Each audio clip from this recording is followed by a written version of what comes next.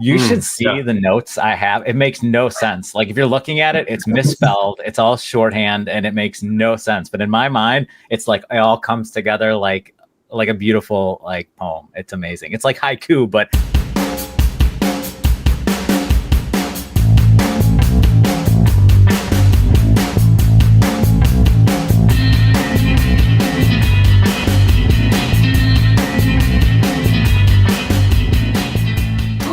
hello and welcome. It is Friday, the 21st of February, and we are here on episode 12 of Developers After Dark.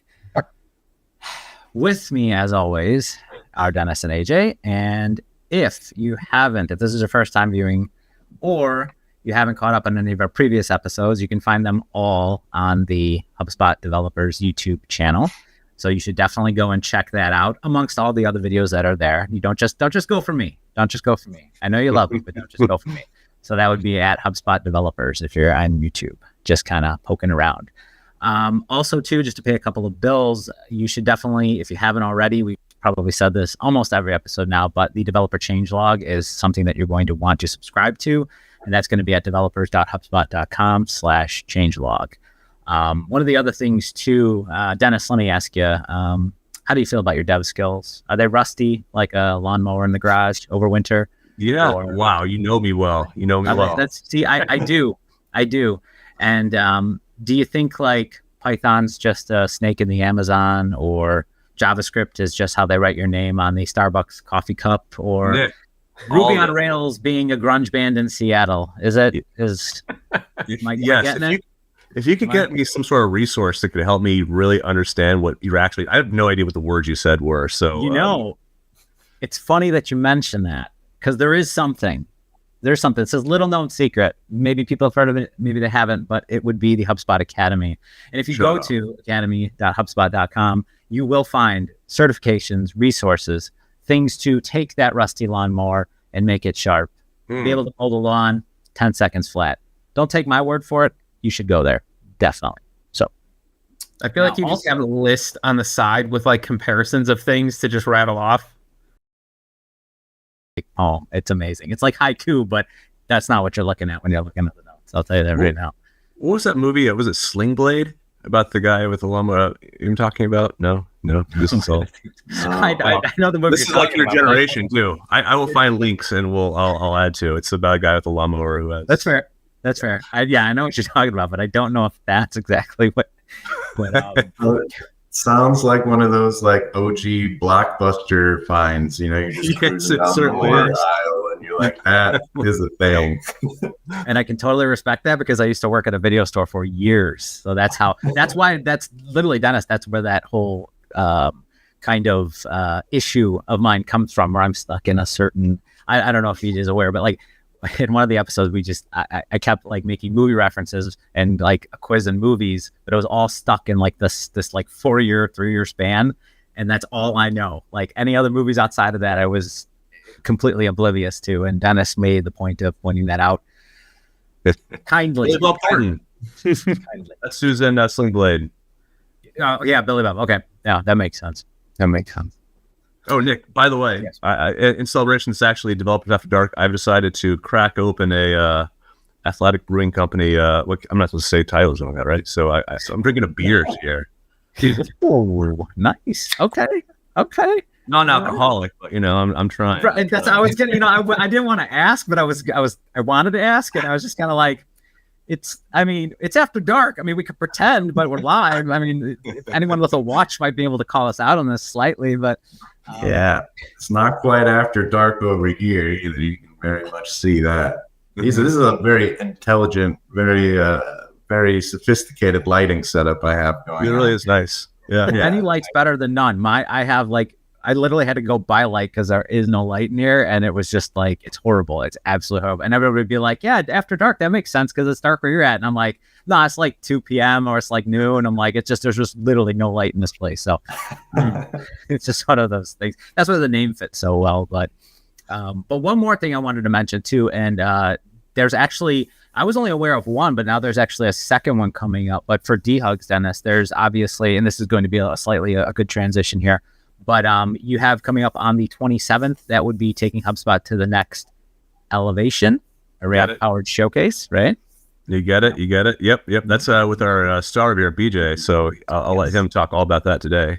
And then on the 14th? Does that sound right in that area? There's a March 13th. 13th of March. We have the one with Replit, where I'm going to start a series on AI and development and disruption, and what these people have their opinions on. Replit's it's an IDE that you can basically type in what you want to make, and an app pops out. And it's not all true. And I want everyone to be aware of that. I want them to state their case and how this is like how development is going to be for the future. So show up, ask questions, be thoughtful, things like that. Fun fact, I literally was in Replit and I basically said, like, create me a Figma plugin that has like 2 options, and then literally pastes that option to the canvas or whatever when you select it. And it did its magic. It did a little bit of talking to itself, and it was like, oh, this isn't working, need to fix some stuff. And then literally was like, just go ahead and load the plugin, and sure enough, boom, done. I mean, it was just like, a triangle and a square, but I was like, hey, I can build off of this at least. So we don't need BJs anymore. Yeah, no, put me out of a job. Thanks for coming. I appreciate it. And thanks for being a guest. It was nice talking with you. But no, Dennis had mentioned that there is a with the previous DHUG that we were talking about with Elevate, that there is a correlation to our guest. So I will let him tell everyone who he is and what he does. Is that me? Go for it. Yeah. Am I the guest? So my name is BJ. BJ Szyjakowski, because I think my last name might be visible somewhere. It's just a mash of consonants slapped right next to each other. I am on the content assets team here at HubSpot, and content assets team is kind of in charge of all of the default CMS assets. So if you love it, I'm the guy to talk to. If you hate it, talk to someone else. Yeah, we got a form for that. If you made it, it was made before I joined the team. But yeah, spending a lot of time building out Elevate and playing inside of all the new like React pipeline stuff that's kind of going on, and having a lot of fun doing that and hanging out with y'all outside of this context. Excellent. Well, why don't we get things rolling a little bit and tell us just kind of how you started, because everybody has that point in time, right, where they're exposed to something that they say to themselves, this can be a career. This can be something I could see myself doing in the future. With regards to everything that you've done up to this point, where was that moment where you kind of saw development and you saw engineering and you saw these things as something where it's like, hey, that's something I could see myself doing as a career? Yeah. Do you want the long story or the short? Go with the long story. Okay. We want to tell the story. Yeah, we're gonna go back.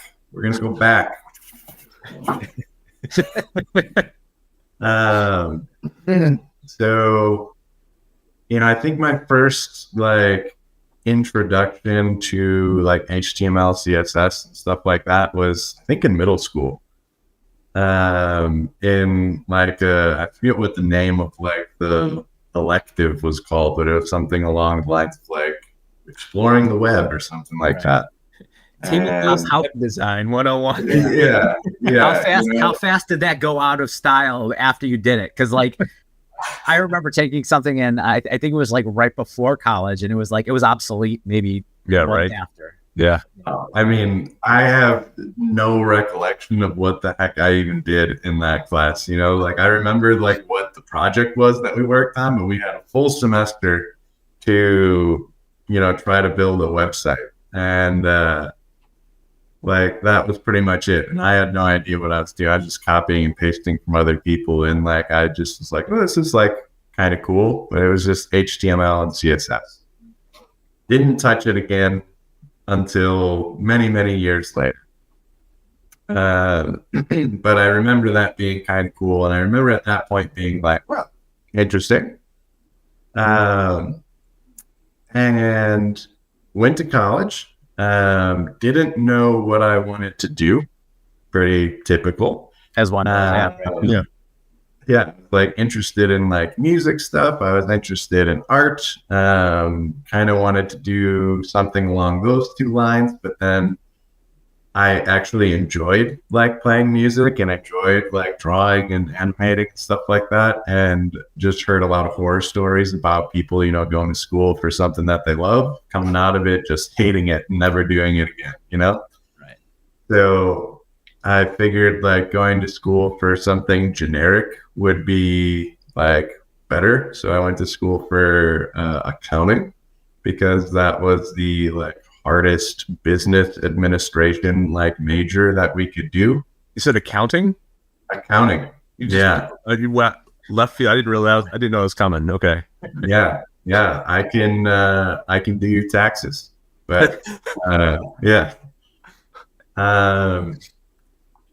So I really enjoyed like accounting work. Like I enjoyed like just basically similar to programming, right? It's just a lot of logic. People think it's like a lot of math, but it's just like at its hardest, like finding percentages of something and multiplying that on something. But you know, you always have like check figures, and it's like just figuring out problems. So like that's kind of fun. And fun fact, if this is one of the main things that I remember from my accounting days at school, is that if you are an accountant for the FBI, you get to carry a gun. So, you know, if you want to carry a gun and not shoot people, you can be an accountant for the FBI. You'll be sick. Anyway, I really didn't like the people, is what it came down to. A lot of the people that I was working with, you know, I was, during my like college career, and a little bit before, I was working at a climbing gym. I was like a big climbing bum for a long time. Started climbing when I was 3 at like our local gym here in Milwaukee, and was just like showing up to class in like chacos and shorts and like sandals, and it's just like this laid back personality, and everyone else in my classes were like suited up and like business attire, and I'm just this like outlier over here. Let me ask you, was the draw to climbing because of the fact that I mean, in a certain sense, it's kind of an individual type of, it's not like a team type of thing where it's like, you know, it wasn't more like because it was a solo effort when you could do climbing, so you didn't have to, because like I have the same thing where it's like, I'm not, because AJ can attest, some people could call me not a people person, you know, to a certain extent. So like there's things I'd like to do where it's like, I could just go off and I can do this, and this is like kind of peaceful for me. Did you find, is that kind of what drew you to climbing? Not entirely. So, I mean, I started so early in my life that I had like zero. It was just, you know, like my dad was into climbing. So like then I started climbing, and like, you know, I don't even know who I am at that point, like why I'm doing the things I'm doing. However, like I think once I got to like, you know, high school and into college, and like who I was starting to like settle in or come out a little bit more. That was definitely, I think, a part of it. You know, I'm an only child, so like I think up until relatively recently, like a lot of my interactions with people and like how I like viewed people had to do with like activities that we were doing together. And you know, I'm all about team sports. I played soccer for a long time, but I think climbing is just something, because it's so individualized, like you were saying, it's something that you can kind of just progress and like make your own and do whatever you want with it. But I wouldn't say necessarily that the draw was that it's like a solo activity. So now most people don't start it at 3 years old. I gotta ask, just because I remember you had mentioned that you were doing it when you started when you were 3. Like that had to have been hell for your parents. That had to have been. You know what I mean? Like, I remember with my kids at 3, like running around, I was just like, don't touch anything, don't climb on anything. But like, still got like the pool noodles out on the edges of the table type thing. Right. Like, Yeah, my dad started me like rock climbing and skiing like when I was around 3, and that's largely because that's the stuff he was doing. So he taught classes in like our little hills here in Milwaukee or around southeastern Wisconsin.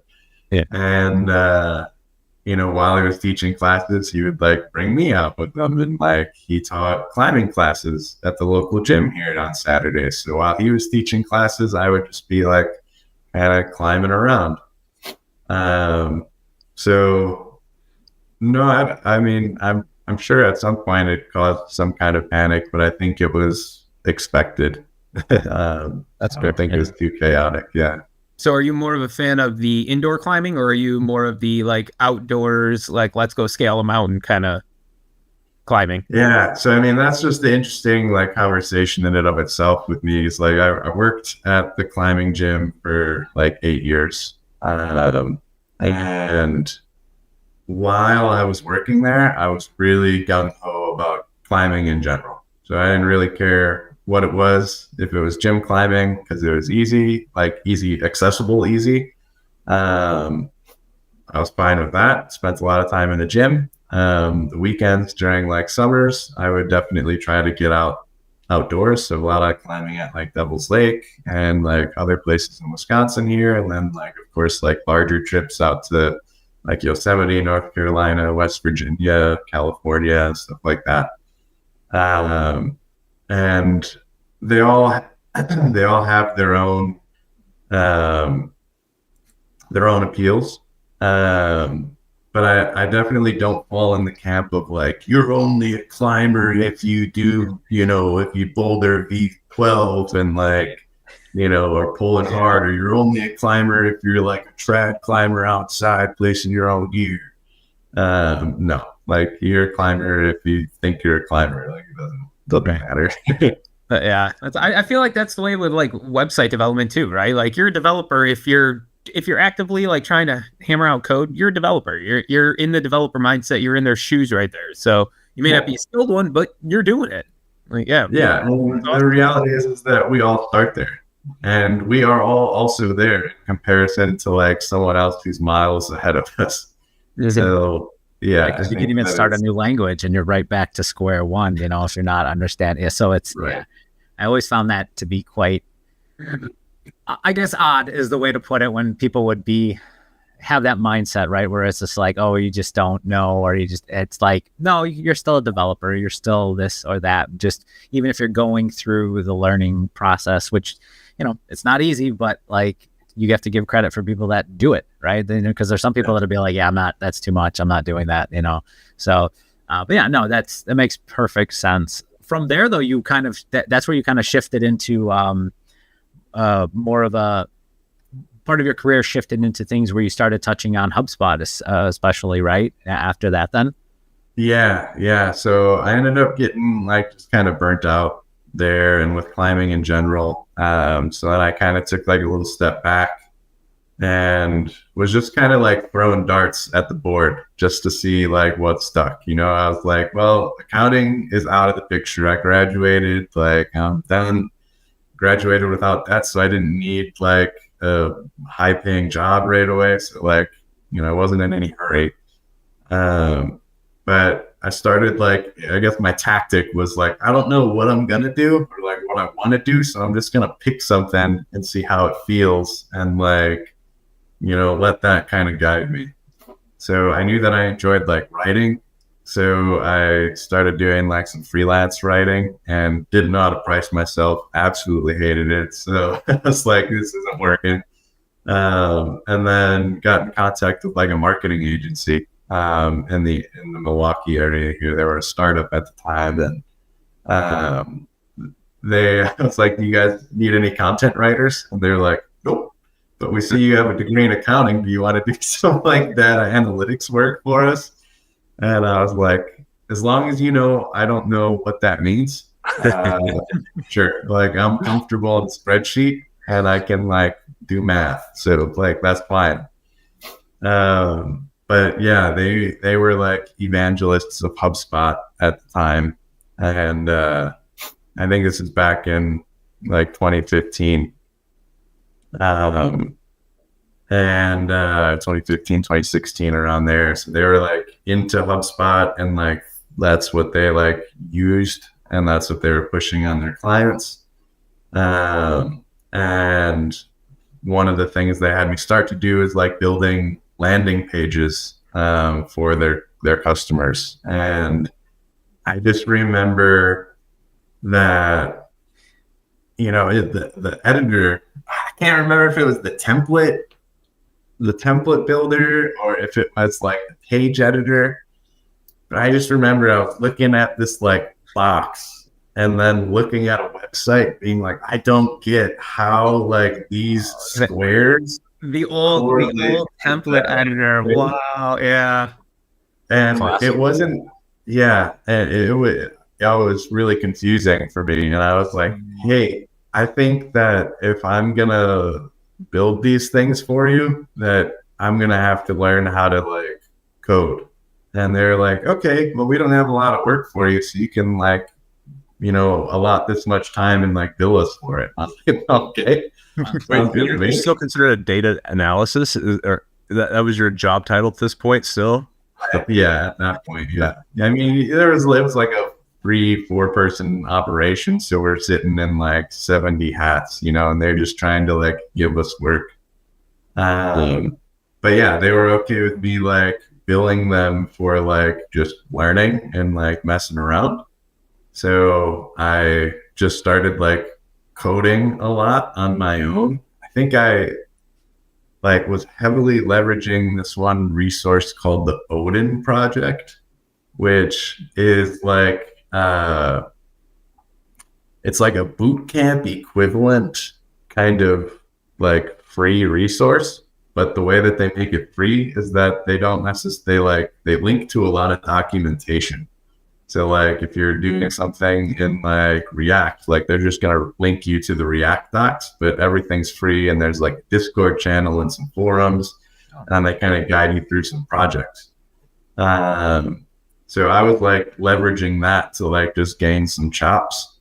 And basically it was just like self-taught to the point where like they started growing, and I was like, okay, I'm like having a lot of fun. Like I can start to like speak this language a little bit, and like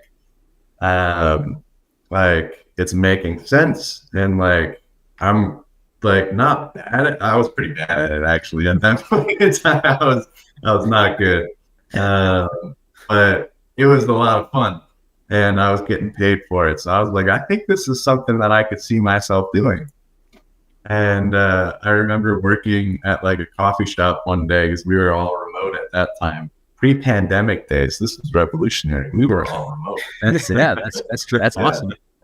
I was working at a coffee shop, and someone saw that I had like, I think I had Design Manager open, and I don't think I was in like code editors yet. I was just one of the Design Manager people, and they came over and asked me a question about something I had never heard of before, and that was SQL. And they asked me like, oh, do you know how to make like this SQL query? And I'm like,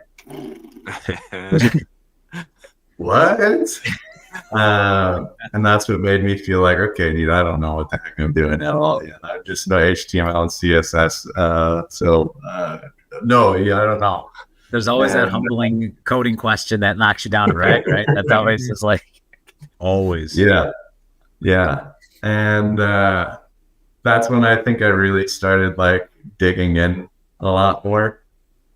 And eventually it got to the point where, I was like, I am able to like build modules relatively fast. Like I can do things. I think I know what I'm doing, but I also haven't been sat next to someone who like definitely knows what they're doing. So I don't know. And there weren't any other developers on a team.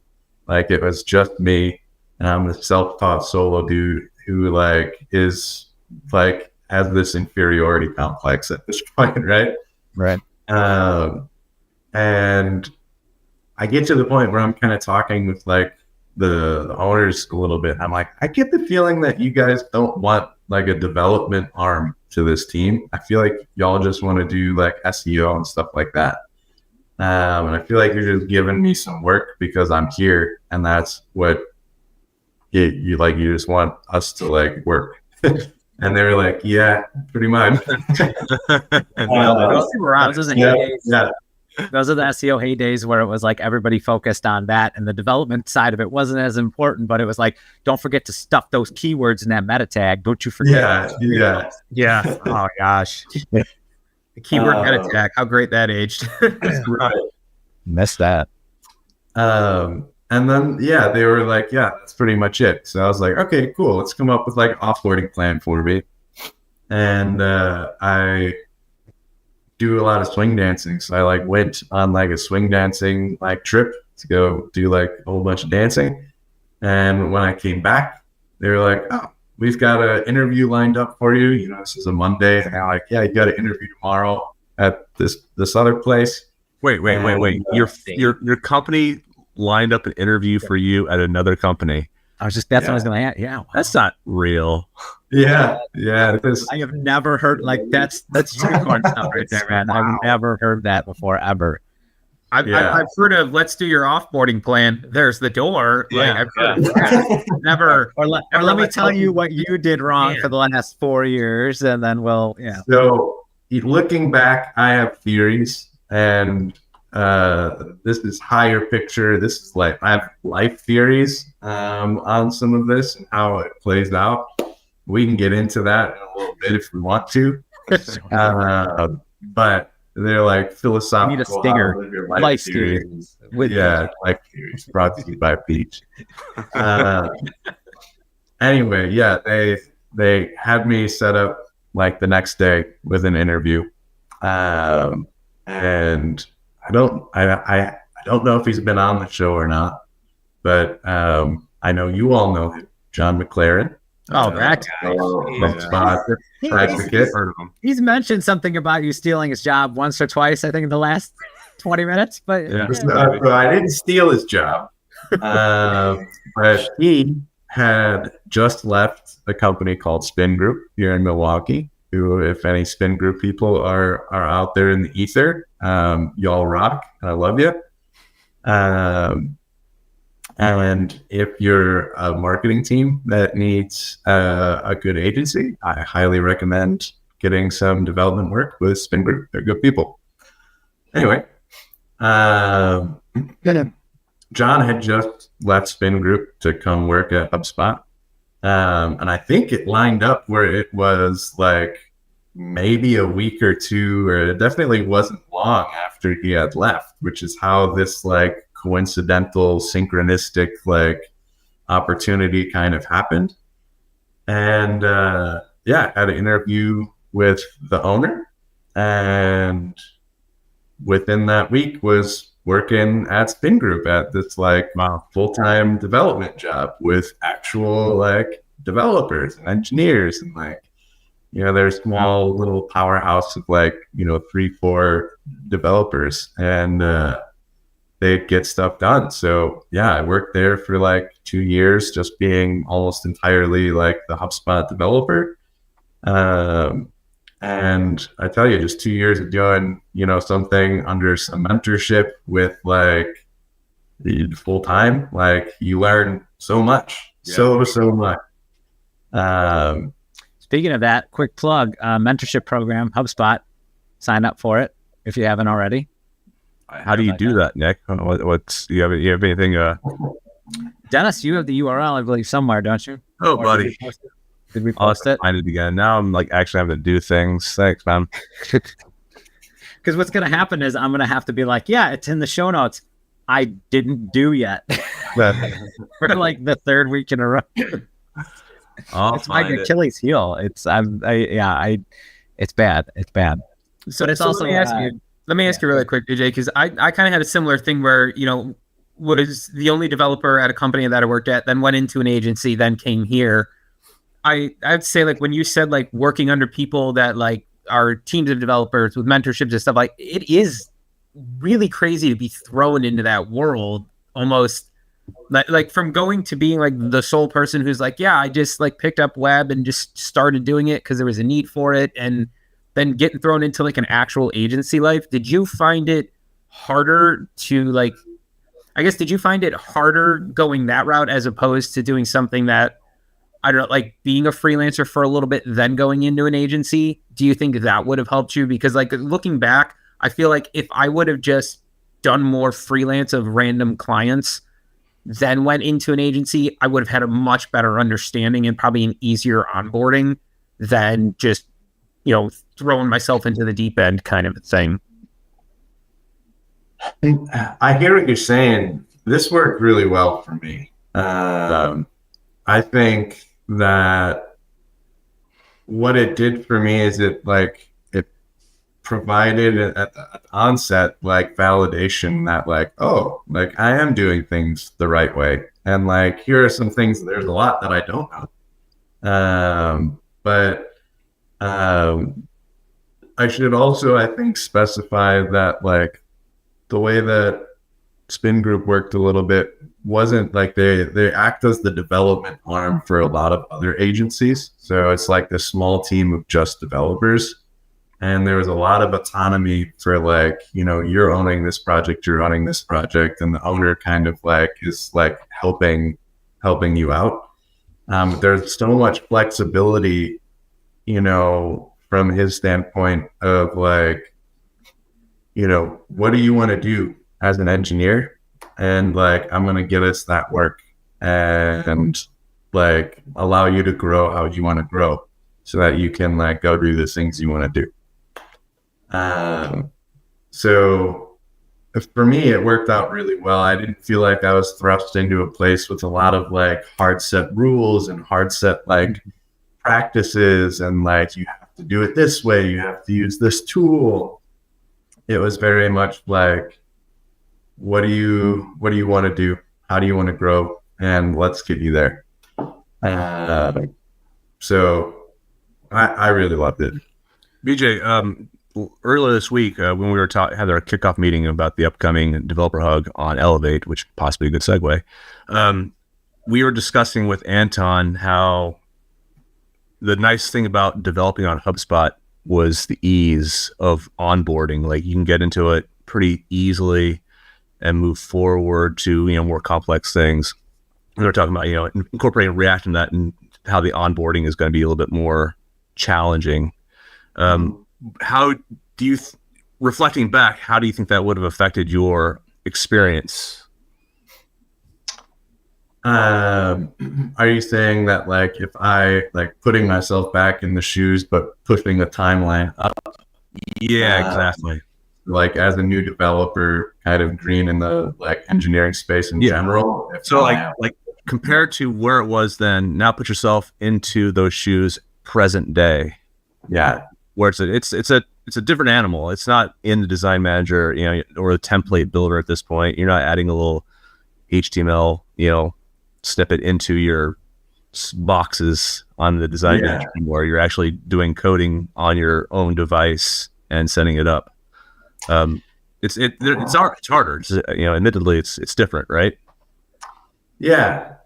So it's a double-edged sword, right? Because like I think, part of the question we're asking is like, how do engineers, like if you're just getting into like coding now, like what do I learn? How do I like allocate my time? And like one of the cool things about HubSpot is that like you can just know HTML and CSS and get really far. And the reality is that that's not going away, right? Like you can still be starting today, know just HTML, CSS, and you can still do things however you want to do them in Design Manager or pull things down locally and like push things up using the CLI. And frankly, if we are just starting, like if you are just getting into the development world, I think that that's what you should be doing. Like I think that you should be learning HTML, CSS, plain old JavaScript, and you should have those chops. Because that is what React is built on. But then I think that, once you spend a little bit of time there, I think that absolutely learning some kind of JavaScript framework, whether it's Vue, if you're like watching this and you're not a HubSpot developer, if it's Vue, if it's React, like if it's Svelte, like just learn one of them and like really dive in. I think that if you are like an experienced like HubSpot developer, like now is the perfect time to really start like wetting your chops, wetting your whistle with React, because like you already now you have a reason for it, right? Like you are already a HubSpot developer. You don't have to learn that ecosystem anymore, but now you can see how this other really great tool that has been industry standard for like, frankly, a very, very long time can now be used on the platform that you're building on to help your customers, and you're seeing how you can like integrate it into your own workflow.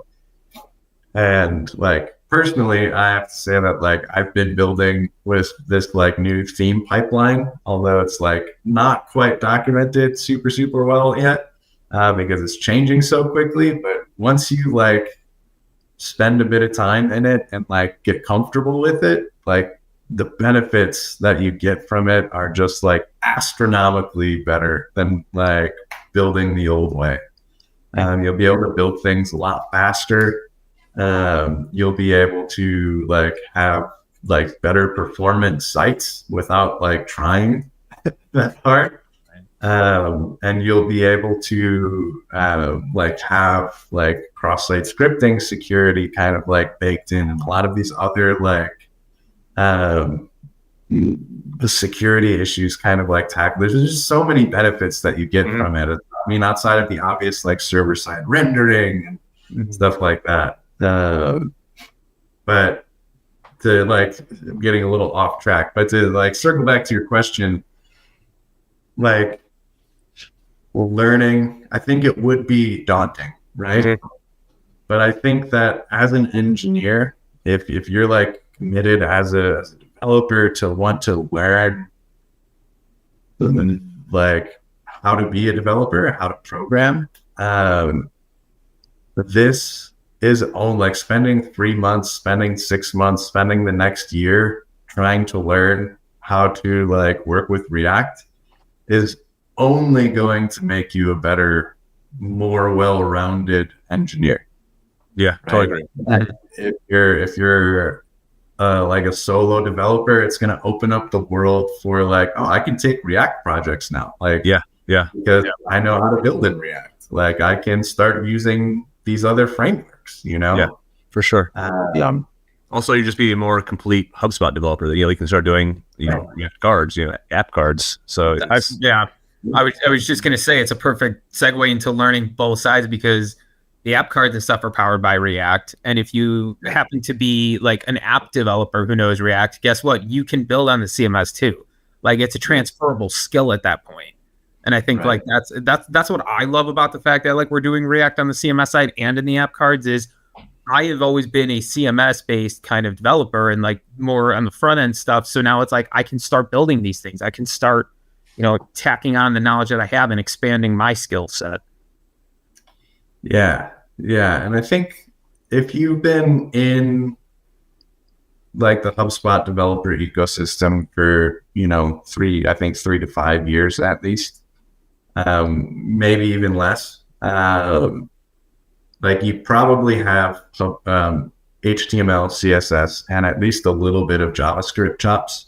And I think based off of that, like that is enough to be able to like take the leap and kind of start sticking your toe in the React waterland.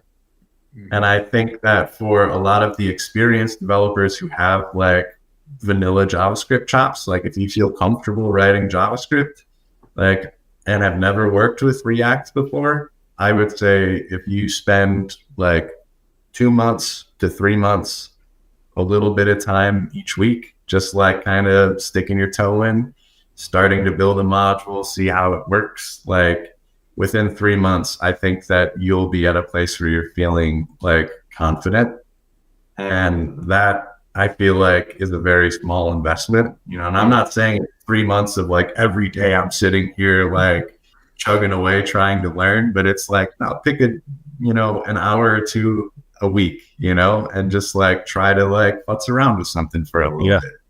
I think that within 3 months you'll see the benefits.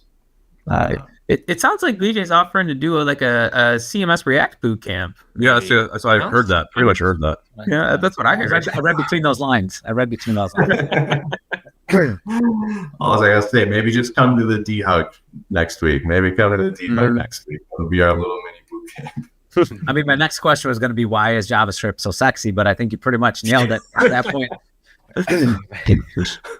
But I mean, yeah, good. Oh, those are it's the time old debate, right? You're going to have people who hate JavaScript. You're going to have people who love it. But as a front end engineer, like JavaScript now allows me to write back end code. Like I can pretty much sling code wherever I want to be. Mm-hmm. That's right. Yeah. So it's amazing. I think any language that is amazing. And when you can do more with it, it's even more amazing. Yeah, absolutely. Now because you touched on like going in and dipping your toes and like going for, take a couple months. With as daunting as some of the stuff can be, what are some of the ways or what are some of the resources that you use to kind of keep up to date with some of the latest things going on, like especially in JavaScript or in any other kind of area? Yeah, so this is where I maybe like am a little bit different than other developers. I don't really know what other people are doing, but I don't have like a whole lot that I like, refer to. I think one of the main places or one of the main resources that I have is as a newsletter called JavaScript Bytes, BYTES. And it's just this like weekly newsletter that has a lot of like updates in the JavaScript world. So it could be React, could be Vue, could be Svelte, could be some, MDN docs thing. But then they always, it's kind of comical too. The guy, whoever writes it is pretty funny, and it's like memey. And then there's always a quiz at the bottom each week, and that like quiz is like just like a challenge, like a little puzzle. So it's fun to like solve that. We should steal that idea. Yeah, that's a good idea. And so examples might be that it's like, what's wrong with this like function? Why doesn't it work? Or maybe it's like, what is the like output of this thing supposed to be? So I guess, yeah, you could do it in like Hubble Talk or React Talk, or just quiz about Dennis's life talk. The airspeed velocity of a swallow carrying a coconut? No. Yeah, exactly. The important questions. But yeah, JavaScript Bytes. That's my go-to. Should we all learn TypeScript? Is that necessary now? Ooh. Yeah, I know. I'm bringing in the heat now. That there's some spice coming along with this. So I gotta say, old me would have been like, hell nah, dude, TypeScript is bonk, man. But I now think that I'm in the camp of, dude, like people who don't like TypeScript, they're just people who haven't used TypeScript. Yeah. Is that the Nickelback defense, right? No, I'm just kidding.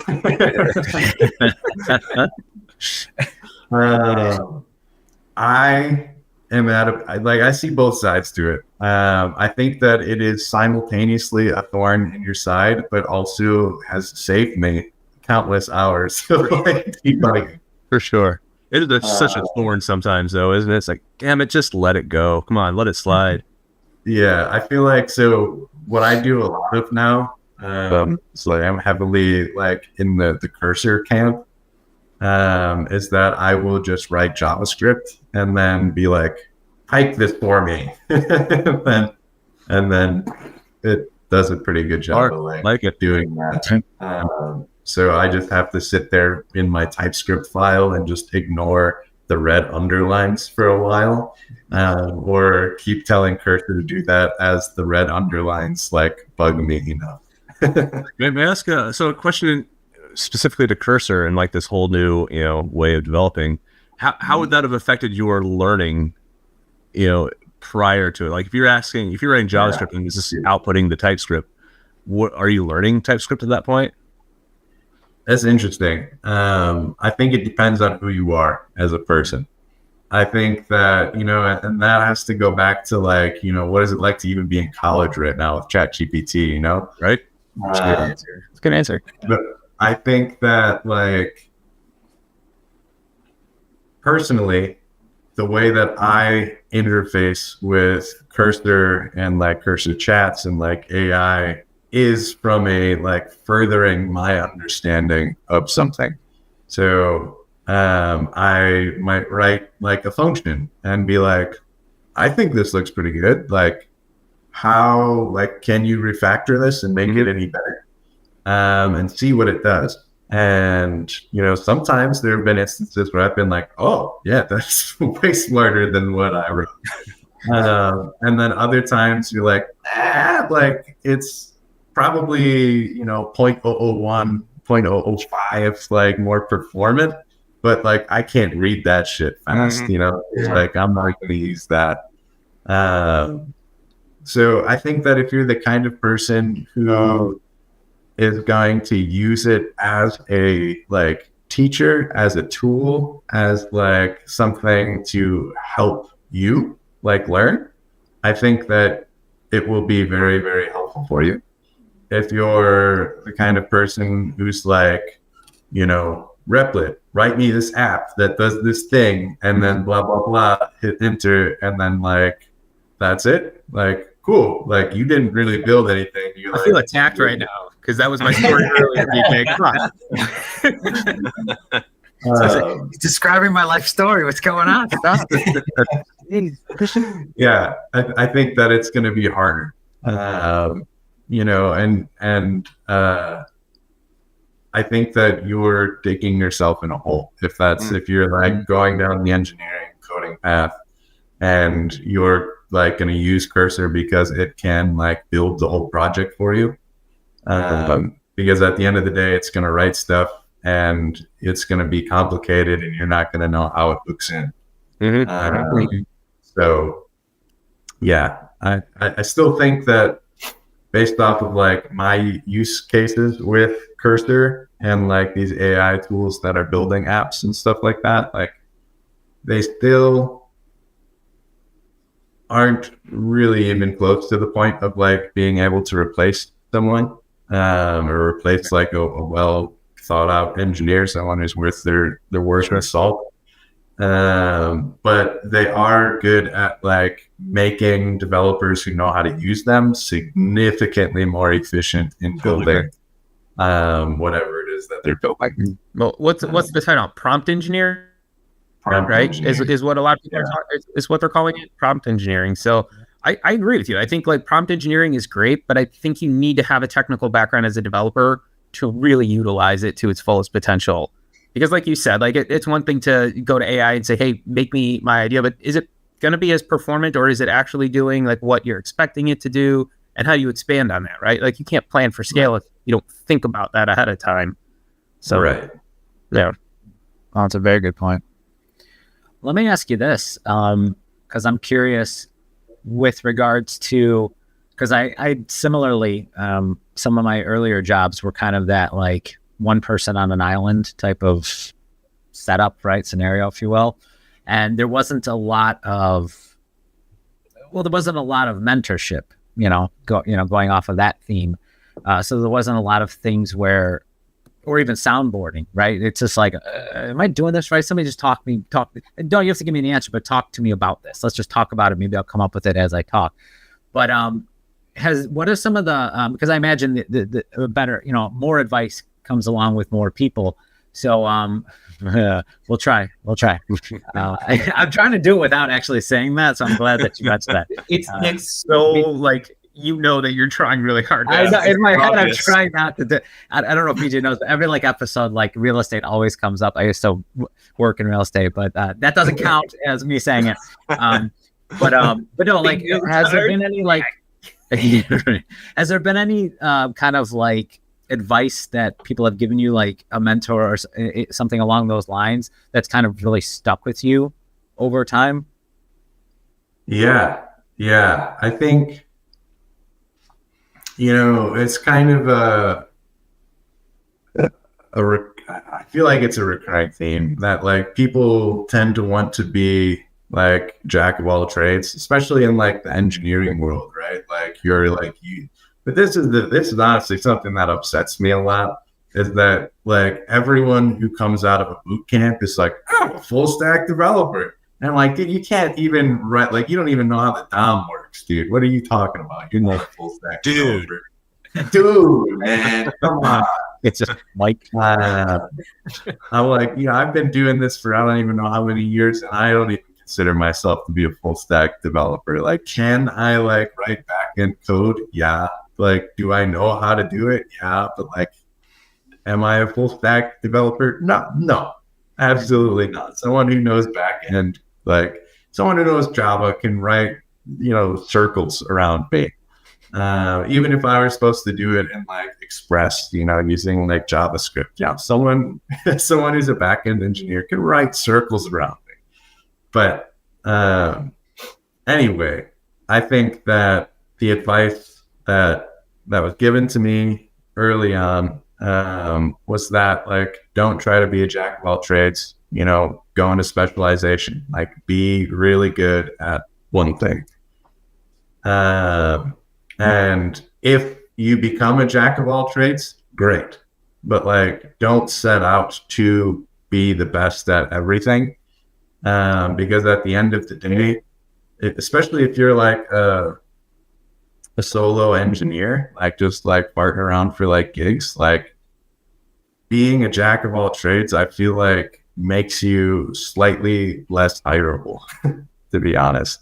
Because a lot of times I feel like sometimes people are looking for someone who can do everything, right? But then you're typically getting a person who can like do like 40% this, like knows 20% that, maybe 60% here. And a lot of times what makes you much more valuable at an organization is being the person who like really knows how to do everything on HubSpot.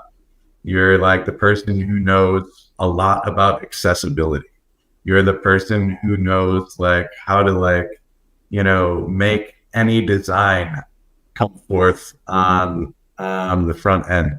You're the person who knows how to architect the best back end API that you can make, like really stepping into like a focus of being like a HubSpot developer and like what it is to do that. And like, just kind of like, now there's all these other like branches too, right? Like you can be like a front end HubSpot engineer, or developer. You can be like building on the CRM and like building your cards and stuff like that. And you can build a whole business off of just like being that guy. Mm-hmm.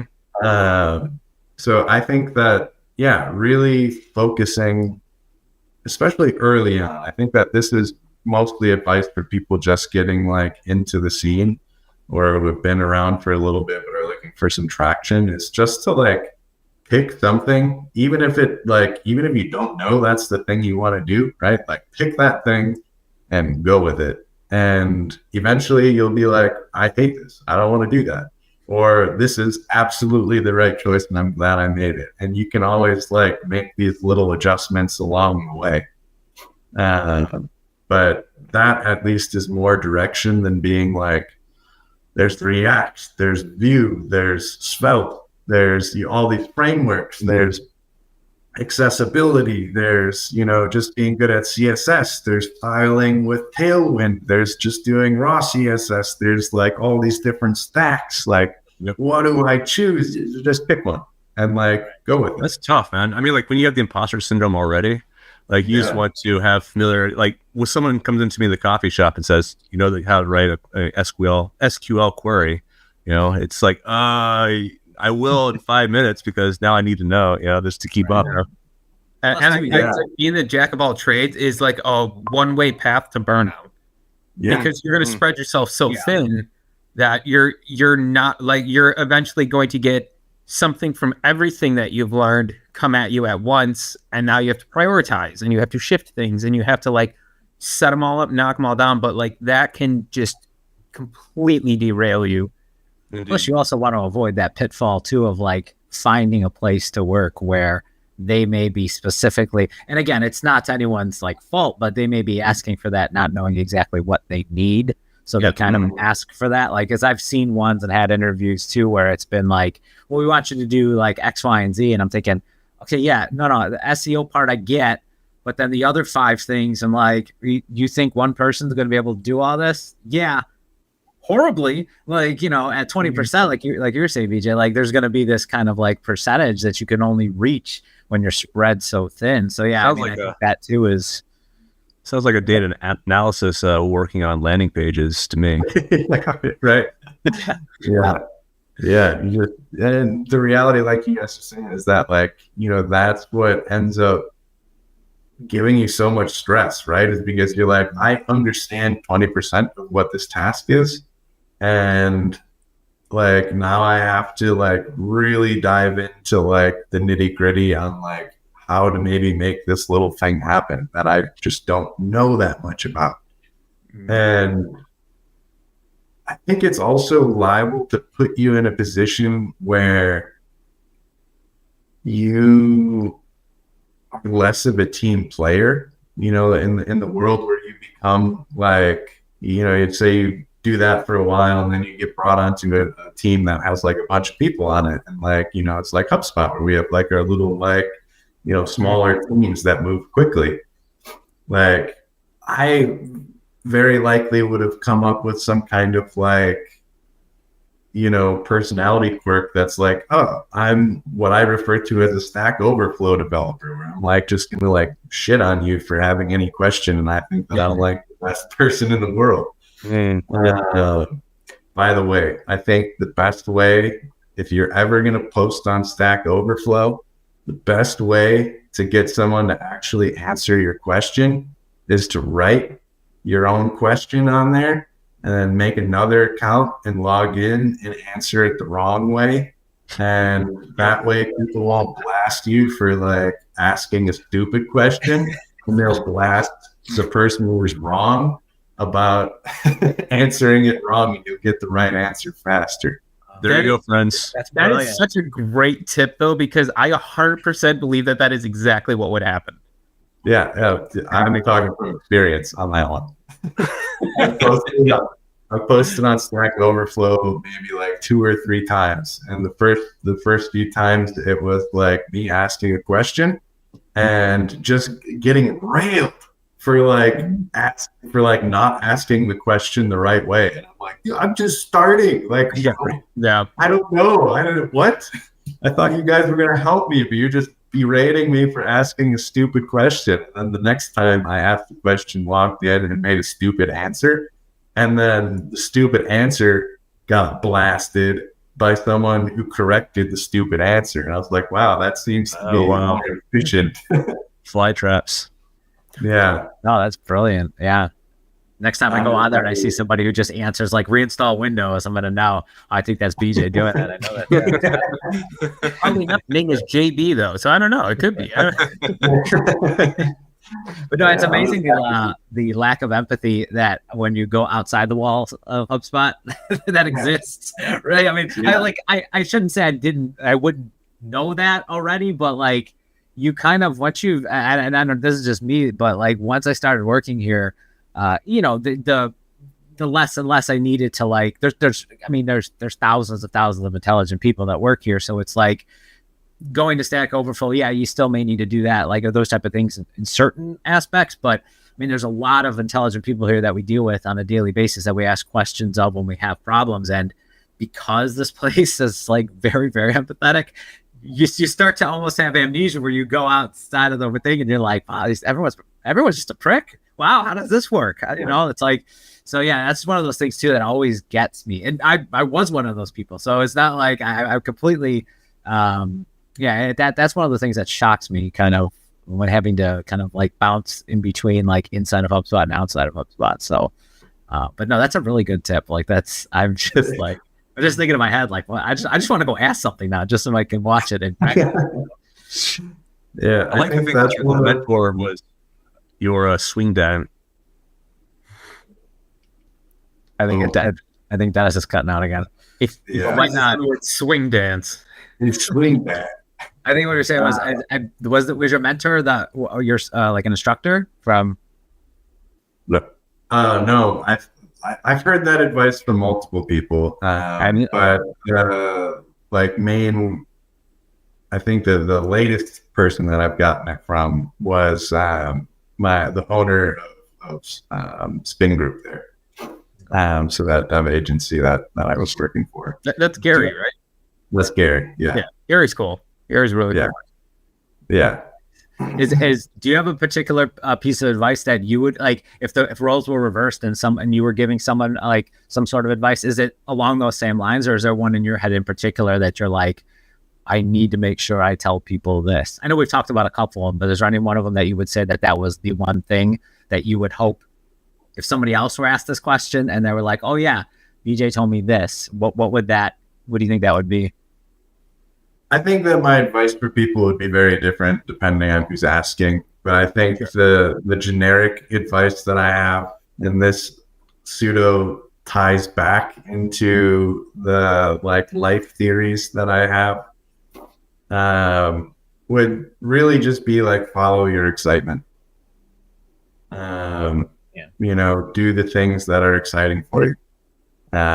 Do the things that, are exciting for you. And I think that everything else, like if you're honest with yourself about like what you're excited about and what you want, like just really, what makes you happy, what's exciting, the rest of the things will work out. So like, I think it applies across the board, so if like you're in, programming because it pays well, that's one thing, but I think that you're at the end of the day going against the grain and you're going to get burnt out. And you're probably not going to be like happy. You might be happy for a bit because that money's going to be nice, but eventually you're going to run into some problems. And I think that if you're in, software because you enjoy coding, great. That's what you should be doing then. And I think that from there, if you're trying to figure out what to do, it's literally just following your excitement. And if there's so many options that you don't know what to choose from, the first option typically being front end, back end, just pick one and see if it's exciting to you. And if it's not, then to go to the other one. Process of elimination. You just got to go. Yeah. And I think that's just a really good framework for making decisions. It's just like, if you're at a crossroads and you don't know what the best thing to do is, it's at that point where you should stop trying to figure out what the best thing to do is, and you should just pick something to do. And like, that will be far more helpful than trying to optimize your life. Because you'll have that choice paralysis at some point, because there'll be so many things you have to just kind of, that always used to happen to me when I was designing stuff, whether it be for like websites and stuff. I would always, oh no, I can do it this way, or no, I'm going to do this design, or no, I'm going to redo this. This is better. And it would be like, it would just never get done. Right. So it's just like, there's one of those things where you just kind of have to jump into it. And I kind of did the same thing, like you're saying with your advice, is I was like, okay, well, what do I want to do? I really love this. I really love that. I really love SEO, and I really love, well, maybe I'll just find something that does everything, or that encompasses all of it. And it was just like, looking back, I was like, that was a dumb way of thinking about that. Just really bad. Right. Because then that, like you were saying, that burnout, that becomes almost inevitable at a certain point. So, but no, that's just kind of, and I don't think people realize too how monumental that kind of advice is, because everybody's, when you're first starting out, no matter who you are, you're always kind of this, I'm going to going to turn this all on its ear, and I'm going to show everybody how this is done. I'm going to rock this. And it's like, all you end up doing is rocking yourself. There was this, I'm going to have to paraphrase it because I can't remember the quote, but it was like, people that like you work constantly and you're trying to do all of these things and you're burning up all of this time. And it's like nights, weekends, and all of this, like really, really focused on this particular, like either coding task or whatever, that will go away eventually. Like that will disappear and you will move on. The only people I was going to remember that you burnt all of that time are your family, your friends, your loved ones, your kids. Like, so it's like one of those things where it's like, you really have to you have to narrow down the focus because you will like spin your wheels and spend all of that time. And, and you don't want to be one of those people that look back on and be like, oh man, I wish I had those 5 years back. And I believe the quote you're looking for is nobody's going to remember you were working late except your family and kids. Yes, that is exactly. Yes. Thank you. I like that quote. I really do. It's a great quote. Yeah.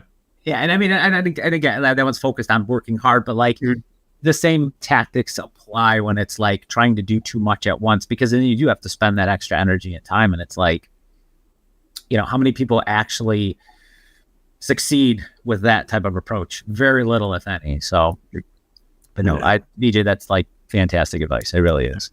I think we're going to have a lot of YouTube shorts where I'm just going to make like a really cool intro trailer for like thoughts of BJ and everything. And then just like, we'll just make excerpts of you. but you're stealing. Just as long as you do one of those blooper reels, that's like one of us, it could be me just going, talking about the start of all of those.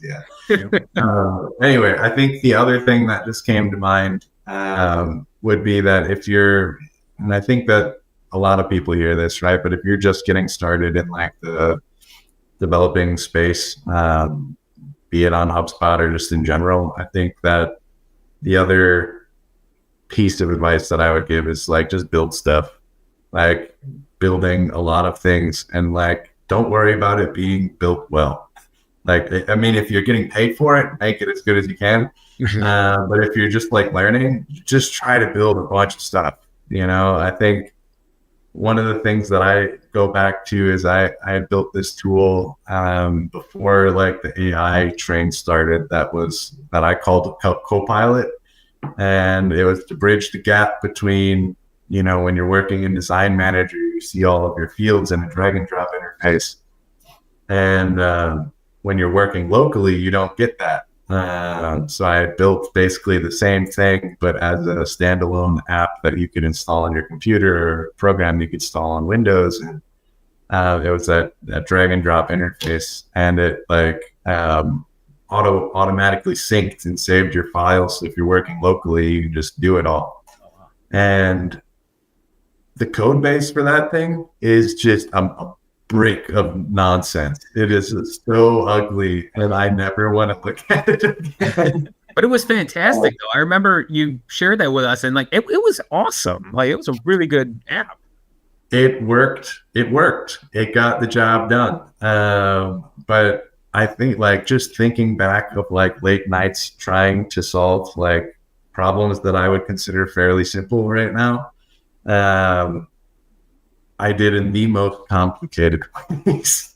But I mean, like, that's the progress of learning. And the reality is that like, you see a hole, you see a gap, and like, you're like, I think I can build something that can fill that gap. And it might not be the best technical solution, but it will be something that you will use, that people will use, and you'll learn a lot from doing it.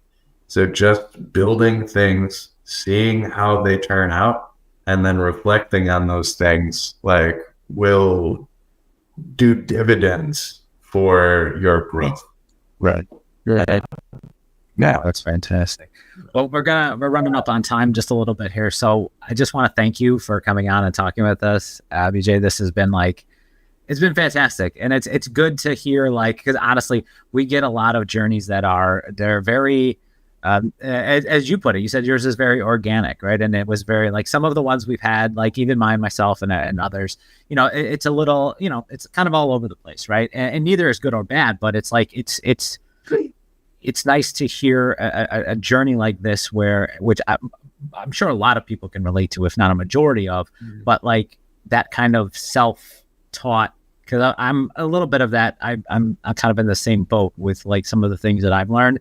So there's like a lot of respect there, because it's not easy, right? Like it's hard. And let's put it this way, it's hard when you have, and at the time, like I didn't know, I didn't even know the term imposter syndrome, right? Like when I first started working, but it's hard to have that and then not have any outlet to even express that, even if it's a coworker or even if it's somebody in your field. Like when you're on an island by yourself, it is just that. It is very lonely. It is very like, and like you said, you post something on, let's say even if it's Stack Overflow, there isn't a warm reception and a red carpet rolled out for you. You know what I mean? So it's like, I have an utmost respect for you for the journey that you've taken thus far and the way you've approached it, because like it drowns a lot of people, you know what I mean? And there's a certain amount of strength that you have to have coming from that sort of relevant island that you're in to make that next leap forward. So I think it's fantastic. It really is. So. Yeah. Thanks for having me. It's been a lot of fun. No, I love it. And yeah, I mean, it's one of those things where I think it's important for people to hear. It really is, because there's people out there, and then wherever you are in your, developer journey, or even if it's relevant, to developing, it doesn't have to be specifically like I'm a coder. It could be I'm, a program manager, whatever it is. Hearing just different stories and different things like that, I feel like kind of helps people navigate, because some people are in the middle of their story and they don't even know it, or they don't know how it's going to go or where it's going to go. But hearing how other people kind of overcome some of these things, or just kind of, paddle through the water, to use a really bad, journey analogy. But yeah, we think it's fantastic, and having you on has been fantastic as well. So I wanted to say thank you. It's been really awesome. Yeah. And related to what you just said though, too, like if you're, and I'm sorry for keeping this going, but like if you're like in the middle of your journey, I think the last little bit that I would like share is just like, don't get hyper fixated on the fact, don't get like hyper focused on what you think your journey should be.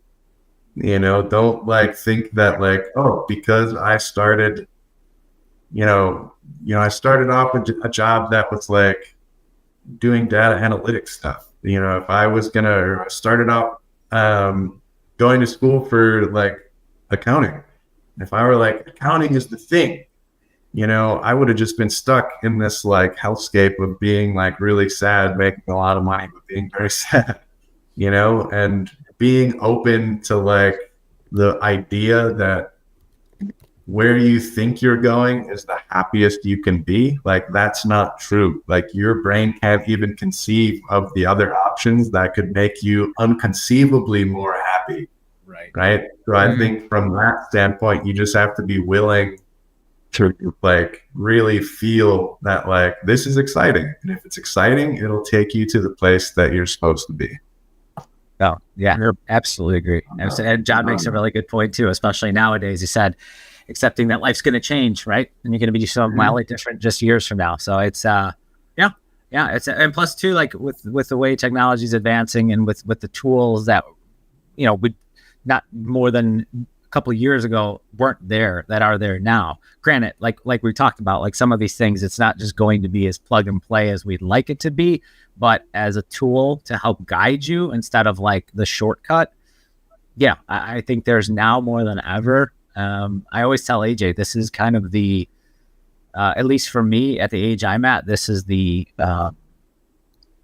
span of time that's just so unique, coming from not having any of this, like straight up like Razor flip phone experience in that, right? To like now where we're talking about like, putting in, blocks of code to have it be rewritten more efficiently, or in some cases written in general, is a huge leap, right? I remember, because I remember when my first job where I ever touched tech was just was at Eastern when I was there. I think you were still there at the same time, AJ, but like it was in the web department, and we're talking like this was tables. This was like web pages and tables where it was like copying and pasting cells back and forth to try to like edit the tech department's website or whatever for Easter. So it was just like remembering that, and like to where we're at now, as John puts, it's going to change wildly daily. Now it's on the daily. Then it was just like month over month, but like, yeah, it's just one of those things where that, and then some of the advice that you've given, like BJ, Just ask anybody who was an Adobe Flash developer. What was it? Swift? What was it? Remember the other thing, the Swift animation, right? Remember that was like where you could I did that because I didn't grasp the Adobe one yet, so I was like, oh well, Swift is a lot quicker, and you can just do like it's like almost like not drag and drop, but it was easier. So I was like, oh yeah, I'll jump on that. That's but yeah, no, absolutely. But again, I just want to say thank you for coming on. Thank you, AJ, for helping out. Thank you, Dennis. He had to go sing backup vocals for Beyonce. I think he was on a hard deadline, so we had to stop. But that's okay. That's okay. And let me leave you with this little tidbit of information. English poet Alexander Pope, when once asked about GitHub, he did say, "To err is human, but to green square, divine." I'll leave you with that. So, and then AJ, you can take us out. All right. See you later.